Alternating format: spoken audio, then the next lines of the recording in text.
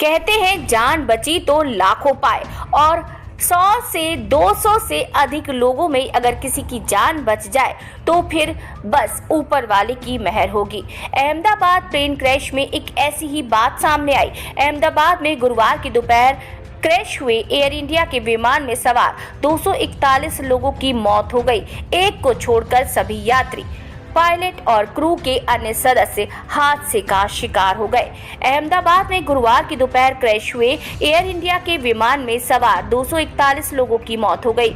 एक को छोड़कर सभी यात्री, पायलट और क्रू के अन्य सदस्य इस बड़े हादसे का शिकार हुए और जान गंवा दी।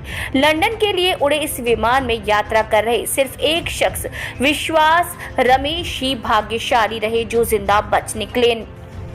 ब्रिटिश नागरिक विश्वास की किस्मत ही नहीं, फुर्ती और हिम्मत की भी तारीफ रही। विमान हादसे के बाद विस्फोट से पहले न सिर्फ वो तेजी से भाग निकले बल्कि पिता को वीडियो कॉल करके विमान के क्रैश होने की, खुद बचने की सूचना भी दी। हादसे में उनके एक भाई की भी मौत हो गई। भारतीय मूल के ब्रिटिश नागरिक विश्वास रमेश खुद यकीन नहीं कर पा रहे कि वो इतने भयावह हादसे में कैसे बच गए। 40 साल के विश्वास कुमार रमेश को छोड़कर सभी 241 लोग काल के गाल समा गए। इसके अलावा जिस इमारत पर ये विमान गिरा उसमें मौजूद कई लोग भी मारे गए, जिसमें अधिकतर मेडिकल स्टूडेंट थे। हादसे में कुल 265 लोगों की मौत हो चुकी है, जबकि दर्जनों लोगों का इलाज यहां पर चल रहा है। इंग्लैंड के ईस्ट मिडलैंड्स में स्थित शहर लिसेस्टर में विश्वास और उनका परिवार रहता है। वहां उनके छोटे भाई नयन कुमार रमेश ने कहा, जैसे ही हमें विमान क्रैश का पता चला हम सदमे में आ गए।